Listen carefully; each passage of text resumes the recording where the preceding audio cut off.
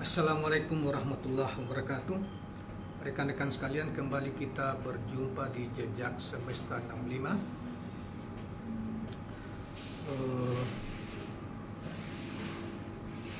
Saudara sekalian, setelah Ganjar Pranowo dideklarasikan pada tanggal 21 April 23 yang lalu, kurang lebih 2 minggu yang lalu, satu hari menjelang lebaran umum pemerintah, tepat hari Jumat, banyak yang perbincangkan, banyak yang mendukung, banyak yang menilai, lebih banyak yang menilai miring. Nah, saudara sekalian, salah satu pakar hukum ilmu tata negara yang memberi penilaian tentang profil Ganjar Pranowo bila menjadi presiden pada 2024 yang akan datang. Beliau meyakini bahwa dia tidak akan mampu membangun Indonesia jauh lebih baik. Itulah penilaian dari Profesor Refli Harun, yang seorang ilmuwan hukum tata negara atau ilmu bernegara. Ya, pada tanggal yang dimuat pada tanggal 8 Mei 2023 di portal Gelora News.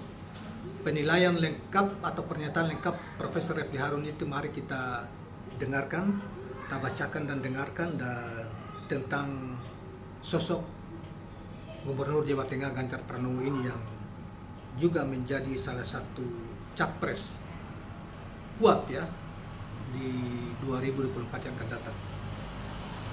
Saudara, pakar hukum tata negara Profesor Refli Harun seyakin-yakinnya bahwa sosok Gubernur Jawa Tengah Jateng Ganjar Pranowo tak akan bisa membawa Indonesia menuju kejayaan global. Hal ini ia sampaikan di channel YouTube-nya pribadinya dan menanggapi pernyataan relawan Ganjar yang menyebut sosok Bacapres PDIP itu akan membawa bangsa Indonesia menuju kejayaan dan disegani negara lain ketika jadi presiden.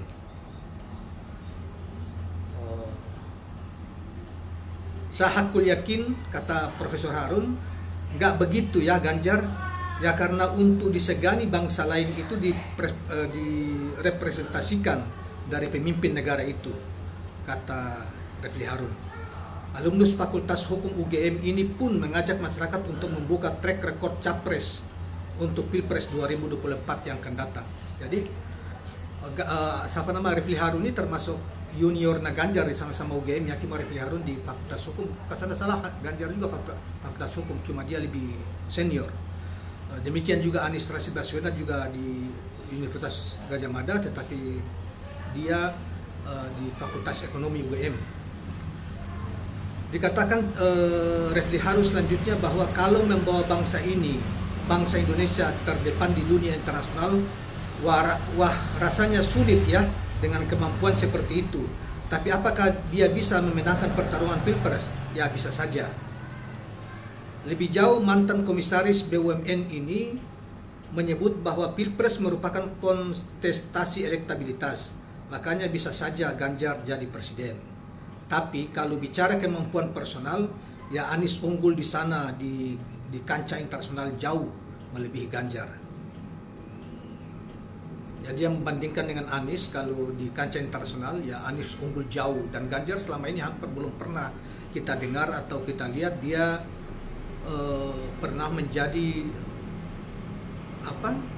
narasumber ya pada event-event internasional, misalnya undang ke Amerika, ke Australia, ke Inggris, ke mana, ke Singapura untuk dimintai pandangan-pandangannya tentang suatu hal, itu belum pernah. Tetapi kalau Anies itu sepanjang tahun diundang sampai di Turki, di Inggris, di Jerman, bahkan diangkat sebagai anggota dewan di Oxford University, Inggris, salah satu perguruan tinggi tertua di dunia. Nah, jadi kalau dalam konteks internasional ya Anies unggul jauh lah. Demikian juga dalam konteks intelektual, misalnya di dalam negeri juga Anies selalu menjadi narasumber di berbagai, selain sebagai gubernur, di berbagai tempat ya, acara-acara, seminar-seminar dan lain sebagainya. Itulah bedanya Ganjar dengan Anies. Kalau Ganjar, kalau misalnya goyang-goyang, joget-joget di TikTok, ya memang Ganjar lah yang yang unggul. Jadi kita ulangi, tapi kalau bicara kemampuan personal, ya Anies unggul di sana di kancah internasional, ucap Refli. Refli pun mengungkapkan alasannya tak yakin Ganjar Ganjar buat Indonesia sukses di mata internasional. Saya terus terang meragukan itu dengan sosok Ganjar. Kenapa? Karena dia tak memiliki pengalaman politik global. Mantan staf ahli di Mahkamah Konstitusi ini menyebutkan bahwa Ganjar tak tahu apa-apa soal politik global. Sehingga agak susah jika dia membawa global Indonesia menuju kejayaan global dan disegani dengan bangsa atau negara lain. Karena dia tidak punya bekal bermain di global dan ada keterbatasan di situ, dan saya paham betul, pungkasnya. Nah, demikian menutup keterangannya. Jadi kawan-kawan sekalian, saya kira bagaimana kalau Ganjar dibandingkan dengan Pak Jokowi? Saya kira Ganjar lebihlah sedikit. Kalau startnya misalnya dari awal mantan wali kota, gubernur DKI, Ganjar lebihlah sedikit. Tetapi dalam konteks internasional saya kira dua-duanya buta. Dua-duanya tidak pernah ketika menjadi wali kota atau ketika tidak pernah secara intelektual diundang menjadi referensi terhadap satu seminar di luar negeri misalnya. Saya belum pernah dengar Ganjar. Apalagi misalnya saya khawatir Ganjar ini yang mengikuti jejak Pak Jokowi, yang Pak Jokowi juga kemudian berupaya supaya penggantinya adalah Ganjar. Itu menjadi antitesa intelektual, perkembangan intelektualisme di Indonesia, di kalangan generasi muda kita dan lain sebagainya. Bahkan di Indonesia secara umum, sebagaimana yang dikatakan oleh Yudi Latif terhadap Jokowi 4 tahun yang lalu. Dr. Yudi Latif, ya, semua mungkin kita kenal, adalah mantan ketua badan yang Pancasila yang Ibu Mega ketua pembina Pancasila itu. Yang Ibu Meganya ketua pengarah itu kan dia yang pertama ketua, kemudian mengundurkan diri karena mungkin ada hal yang tidak sesuai. Nah, Yudi Latif itu mengatakan bahwa Jokowi punya kontribusi besar dalam melakukan stagnasi intelektualisme bangsa Indonesia kurang lebih hampir 10 tahun ini. Makanya kita tidak lihat para rektor para intelektual kritis misalnya muncul selama ini jarang kita dengar, kita lihat dari kampus, karena mereka sudah diwanti-wanti untuk jangan berlaku kritis terhadap pemerintahan Jokowi. Kemungkinan begitu sehingga mereka lebih pragmatis gitu. Nah, kita khawatir Ganjar pun seperti itu kalau dalam penilaian Profesor Refli Harun ini gitu. Ganjar memang kelihatan bahwa dia akan ngomongkan bukan tipe seorang yang intelektual, walaupun dia sekolah ya. Ganjar jelas rekod sekolahnya, kemudian S2-nya angkatan dasar di Universitas Indonesia. Dia punya lah, cuma gaya sosialisasinya masih meniru gaya Pak Jokowi, yang itu lebih pada pencitraan gitu ya, joget-joget di jalan ya. Kemudian apalagi hobi nonton video porno atau film porno, itu menjadi hobinya, dan itu diakui sendiri di podcast podcastnya siapa itu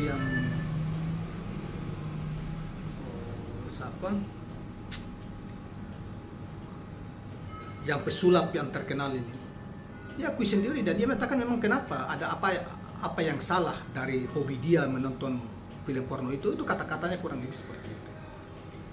Sebetulnya Pak Ganjar itu kan privat ya, tapi Anda sebagai seorang pemimpin kan tidak boleh bicara seperti itu. Walaupun nanti kalau mengatakan munafik dong, tidak mau, bukan, memang ada tata caranya. Kalau Anda kemudian mengatakan begitu kan sama dengan mengajak orang lain, ya terutama apalagi ini terbuka. Podcast itu bisa diakses oleh anak-anak sekolah, SMA, SMP dan lain sebagainya. Dengan Anda sebagai seorang pemimpin bicara begitu, seakan-akan Anda membolehkan siapa saja boleh, gitu loh. Sementara itu sangat rawan dari sisi pembinaan mental perkembangan generasi muda kita, gitu loh. Nah, jadi bukan tidak boleh, ya boleh saja secara pribadi, silahkan aja, itu kan hobi sama dia orang mancing, saya hobi mancing gitu ya, hobi mancing, sama dia orang main hobi main gaple, hobi main catur apa gitu. Ya kalau Pak Ganjar kan hobinya nonton film porno misalnya salah satunya, kemudian joget-joget sosialisasi ke masyarakat supaya apa? Mungkin dianggap bahwa dia Pak Ganjar dekat dengan masyarakat, merakyat. Pencitraan model seperti itu yang sudah dibangun ya oleh Pak Jokowi sebelumnya ketika menjadi gubernur maupun ketika calon presiden itu saya khawatir menjadi bumerang bagi Pak Ganjar gitu ya. Karena rakyat Indonesia itu sudah punya pengalaman dengan Pak Jokowi yang merasa wah dikira dekat dengan rakyat atau merayat, ternyata mengoligarki, bukan merayat tapi memelihara oligarki. Demikian juga sebaliknya Pak Ganjar. Nah, tapi kita kembali ke soal pokok tadi. Saya sependapat dengan apa yang disampaikan oleh Refli Harun bahwa kita tidak bisa dari sisi kapasitas termasuk track record itu susah untuk kita membandingkan antara Anies dan Ganjar karena Anies pasti melampaui jauh dari sisi kapasitas pribadi maupun karya-karya yang telah dilakukan ketika memimpin DKI dan kapasitas preferensi dunia melihat Anies memiliki intelektual yang luar biasa, memiliki narasi yang luar biasa, cara berpikir sudah global dan punya kawan jaringan internasional cukup banyak. Karena itu kawan-kawan sekalian, kalau pemimpin ke depan itu, kalau rakyat membuka mata hatinya dan sudah merasakan kurang lebih 10 tahun ini dengan pencitraan itu yang banyak memproduksi hoax misalnya, janji tidak terpenuhi ya, janji kampanye yang jarang terpenuhi. Sebaiknya jangan terjebak pada pencitraan yang dianggap rakyat dan lain sebagainya. Jadi kita jangan membabi buta. Kita juga harus kritis, apalagi yang tersekolah, bahwa kita butuh pemimpin yang memiliki kemampuan lebih dan memiliki jaringan internasional yang kawan internasional cukup banyak. Menjadi kebanggaan kita kalau dia menjadi pemimpin. Indonesia akan terangkat dan harum baunya di dunia internasional. Ya, pemimpinnya harus memiliki kapasitas internasional, bukan hanya sekadar nasional, dan memiliki track record dan moral yang baik, integritas yang bagus, moral, akhlak, tutur kata, perilaku, terjaga kata-katanya. Nah, itu tidak lainnya, Anda lihat sendiri. Tapi saya kira itulah yang dimaksud oleh Refli Harun bahwa Anies lah yang paling tepat untuk Anies Baswedan yang paling tepat untuk terpilih dalam pemilu 2024 yang akan datang ketika Pilpres itu berlangsung, dan bukan Ganjar, karena kalau Ganjar terlalu standar kapasitas pemimpinnya, sementara Indonesia membutuhkan pemimpin yang memiliki kapasitas yang lebih, yang bisa mengharumkan nama baik Indonesia karena punya pemimpin yang luar biasa. Dia mempunyai integritas yang bagus, tutur kata terukur, kapasitas intelektualnya berisi gitu ya, perilakunya sangat santun. Itu yang kita butuhkan sebetulnya, dan dikagumi bahkan menjadi preferensi intelektual dunia. Itulah ada pada Anies Rashid Baswedan. Terima kasih kawan-kawan sekalian. Satu lagi, kemudian Anies itu menurut sepengetahuan banyak orang, para pendeta di DKI dan lain sebagainya, itu sangat menyayangi rakyat, sangat peduli terhadap rakyat Indonesia tanpa membeda-bedakan latar belakang, suku, agama maupun lain-lain. Dan satu lagi adalah luar biasa kemanusiaannya. Nilai kemanusiaan tertanam kepada Anies itu luar biasa, dan itu dibuktikan di dalam ketika dia tidak tidak marah ya kepada pemimpin-pemimpin DKI sebelumnya yang menggusur rakyat seenaknya dan menggusur rumah-rumah rakyat secara kejam, memobilisasi tentara, polisi dan lain sebagainya. Itu sangat marah, dan Anies ketika menjadi terpilih itu langsung seluruh yang digusur dibangun kembali lebih baik untuk rakyat DKI Jakarta, dan itu sudah dibuktikan. Jadi kalau misalnya dia jadi presiden, saya yakin dengan slogan meluruskan jalan untuk mewujudkan keadilan sosial itu akan bisa terjadi. Karena Anies berbeda dengan mereka-mereka yang hanya ngomong sebagai semboyan saja, misalnya kita Indonesia adalah kita adalah Pancasila. Itu slogan aja, tapi mereka tidak pernah laksanakan gitu. Tapi kalau Anies tanpa slogan itu, dia merancang dan dia bisa kontrol dan dia bisa laksanakan apa yang menjadi gagasan-gagasannya. Demikianlah kawan-kawan sekalian, mudah-mudahan kita tetap rasional dalam pemilu yang akan datang.